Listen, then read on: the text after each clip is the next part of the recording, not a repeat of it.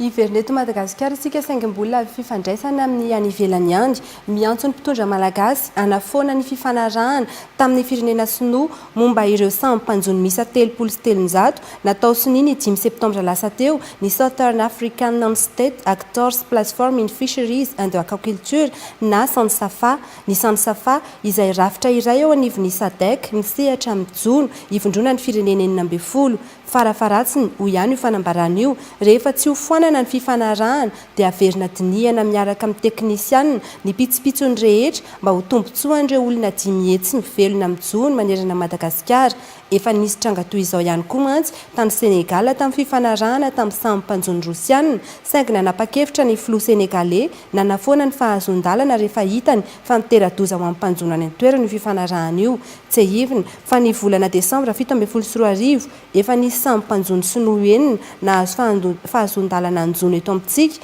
ary efa miasa any amin'ny faritra Atsimo andrefana sy Atsimo Indy.